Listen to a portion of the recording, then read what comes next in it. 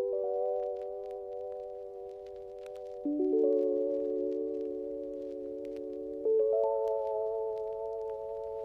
Hey guys, तो आज के एपिसोड नंबर 2 में आप सभी का बहुत बहुत स्वागत है दोस्तों। तो आज के सेकंड पार्ट में हम देखने वाले शिनको की सारी मिस्ट्री जिसे हमने फर्स्ट पार्ट में कंटिन्यू किया था। तो आप लोग अगर मेरे चैनल पर नए हैं तो सब्सक्राइब कर लेना। तो चलिए आज के शिनको मिस्ट्री वीडियो को शुरू कर देते हैं। लेकिन मैंने इसका फर्स्ट पार्ट भी अपलोड कर रखा है मेरे चैनल पर। अगर आपने उसे वॉच आउट नहीं किया तो दोस्तों प्लीज़ उसे वॉच आउट कर देना, क्योंकि दोस्तों फर्स्ट पार्ट से ही शिनको की हॉरर मिस्ट्री शुरू हो जाती है और उसे अगर आपने वॉच आउट नहीं किया तो आप लोग इसे कंटिन्यू नहीं कर पाएंगे। तो अगर आपने फर्स्ट पार्ट वॉच आउट कर लिया है तो आप हमारे साथ सेकंड पार्ट भी कंटिन्यू कर सकते हैं, जिससे आपको स्टोरी समझने में काफ़ी ज़्यादा आसानी होगी। तो चलिए आज के स्टोरी को शुरू कर देते हैं।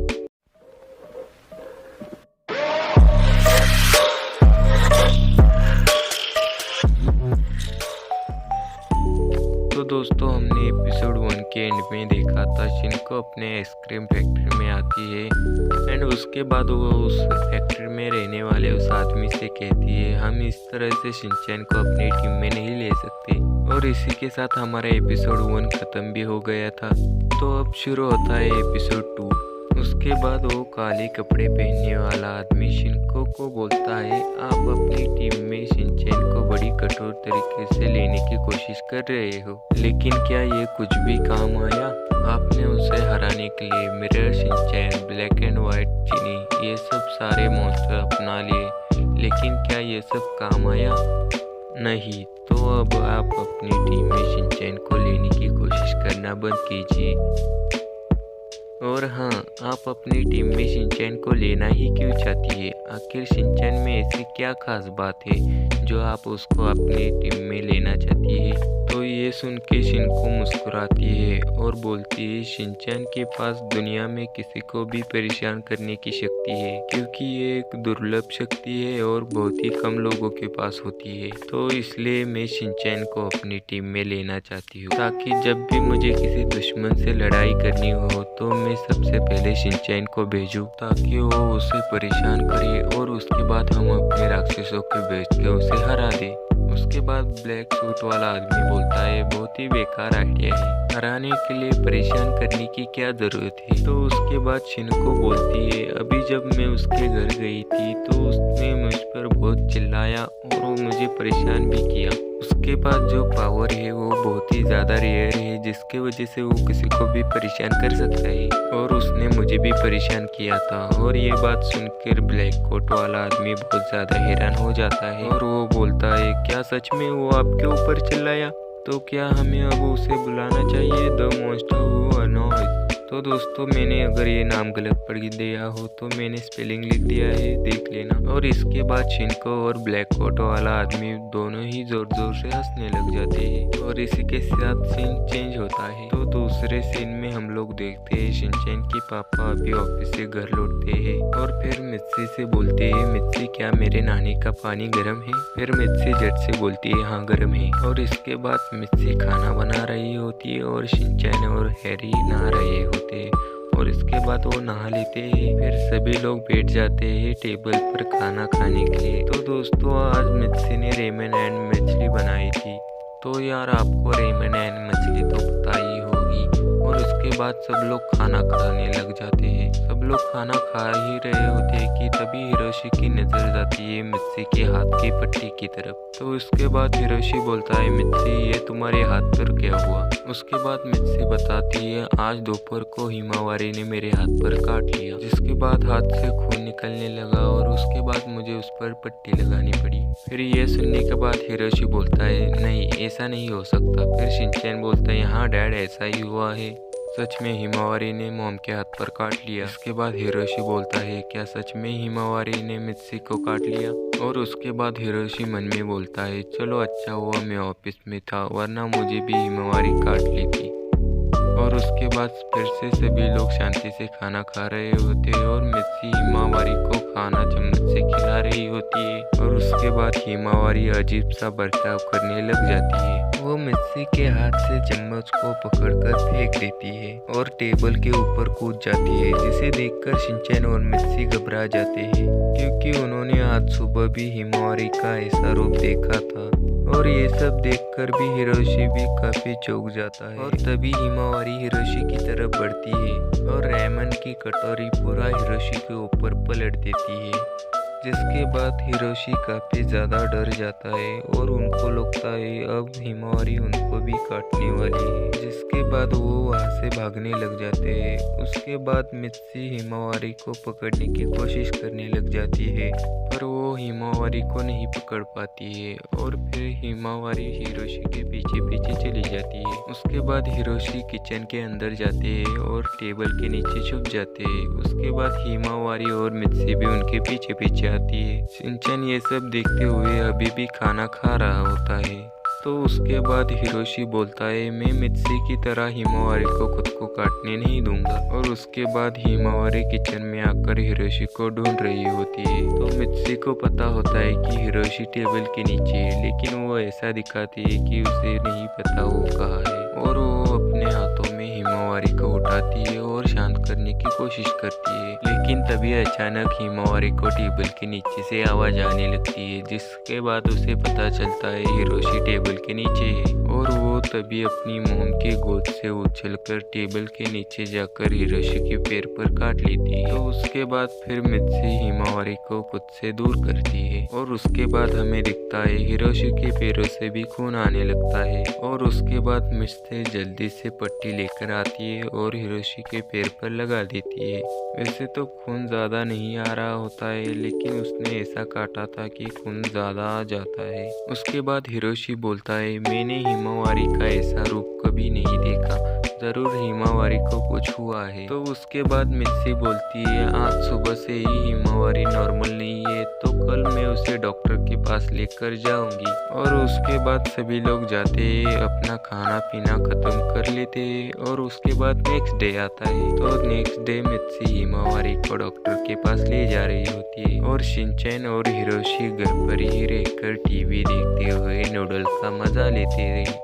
उसके बाद मित्सी डॉक्टर को बोल रही होती है, अब मेरी बेटी नॉर्मल नहीं रह रही है, ये एक दिन से नॉर्मल नहीं है, इसने मुझे काट लिया और वहाँ से खून निकलने लगा है। और इतना ही नहीं, इसने इसके पापा के पैर पर भी काट लिया है और वहाँ से भी खून निकलने लगा। तो ये सुनकर डॉक्टर हंसने लगा और बोला, ऐसा कुछ भी नहीं हो सकता, क्या इसके मुंह में दांत है? और भी ये कुछ बोलने ही वाला होता है, तभी मित्सी बोलती है, क्या मैं झूठ बोल रही हूँ? फिर डॉक्टर बोलता है, हाँ हो सकता है तुम्हारे हाथ पर कोई दूसरी चोट हो। और फिर मित्सी बोलती है, क्या आपको मुझ पर भरोसा नहीं? और मित्सी को बहुत ही ज्यादा गुस्सा आ रहा होता है। तो मित्सी उस डॉक्टर को एक गुस्सा मारने वाली होती है, लेकिन वो अपने आप को कंट्रोल करते हुए बोलती है, अरे नहीं, आप मेरा विश्वास कीजिए, इसने मुझे काटा है। तो उसके बाद डॉक्टर बोलता है, मुझे भरोसा तो नहीं है, लेकिन फिर भी चलो चेक कर लेते हैं। और उसके बाद डॉक्टर हिमावारी की तरफ बढ़ते हैं और उसके बाद हिमावारी को अजीब तरीके से देखने लग जाती है। और उसके बाद हिमावारी फिर से अजीब सा बर्ताव करने लग जाती है और डॉक्टर के ऊपर कूद जाती है और डॉक्टर को काटने की कोशिश करने लग जाती है। और फिर डॉक्टर उसे रोकने की कोशिश करते हैं,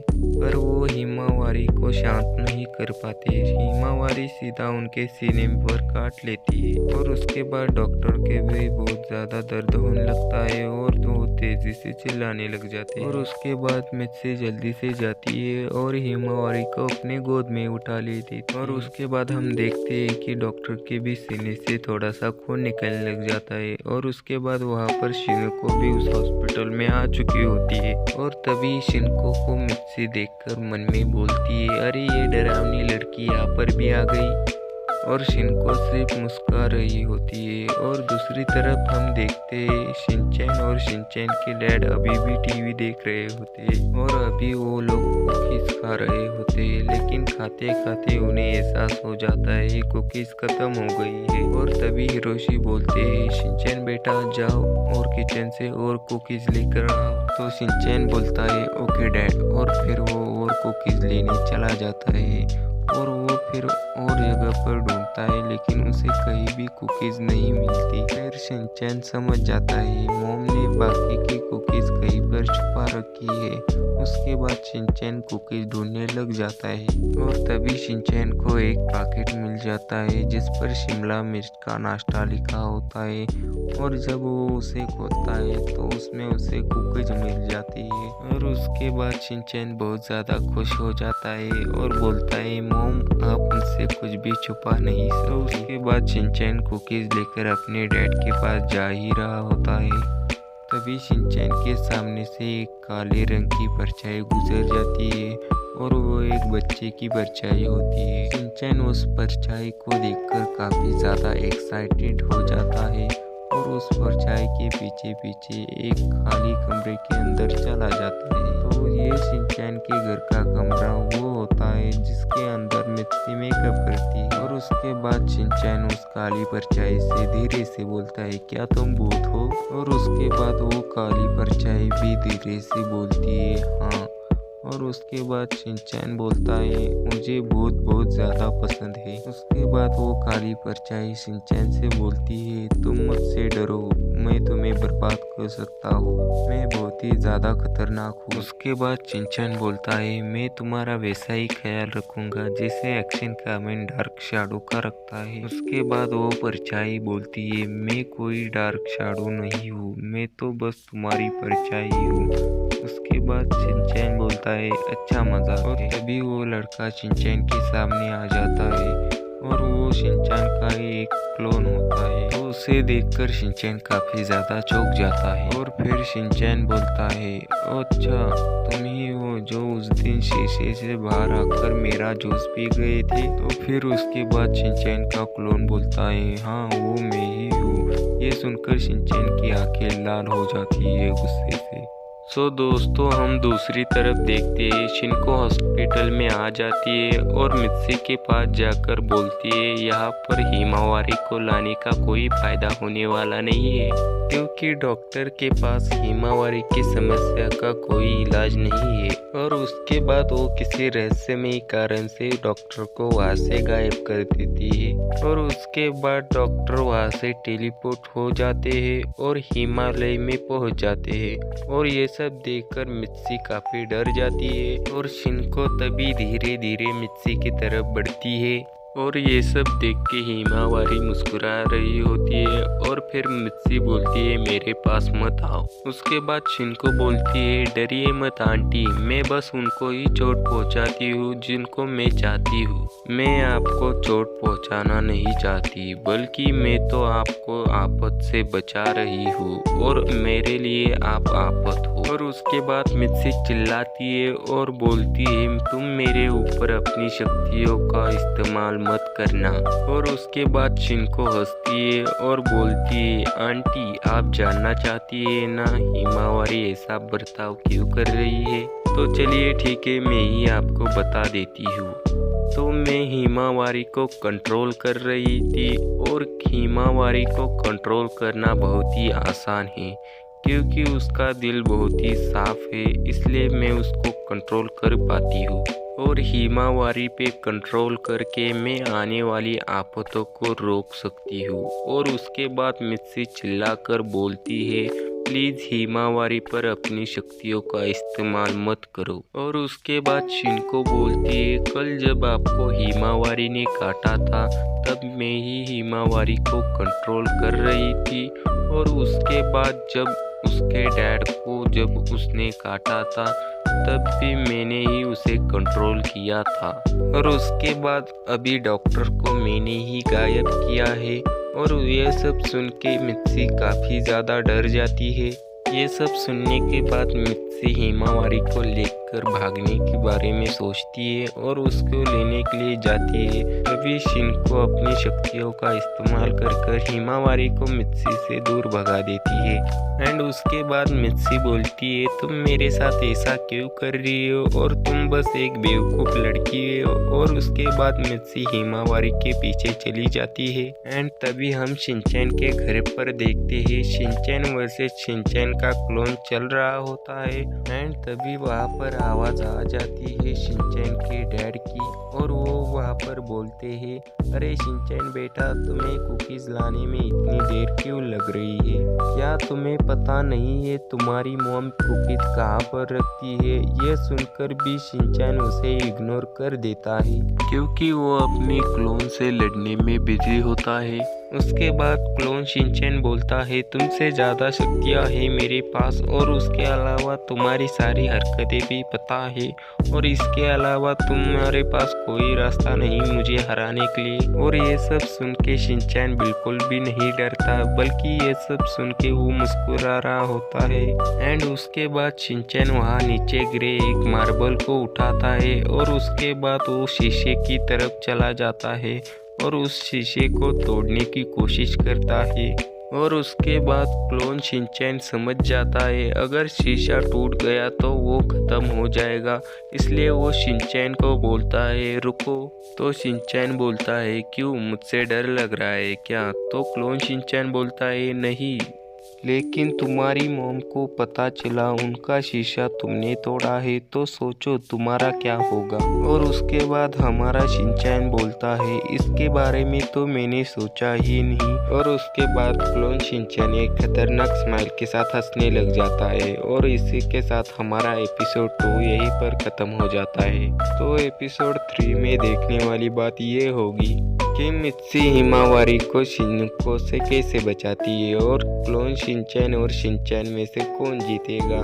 तो दोस्तों आज का एपिसोड नंबर 2 यहीं पर हो जाता है ख़त्म। तो एपिसोड कैसा लगा कमेंट में ज़रूर बताना और अगर आपको ये वीडियो पसंद आया हो तो एक लाइक ज़रूर कर देना और चैनल पर नए हो तो सब्सक्राइब भी ज़रूर कर देना।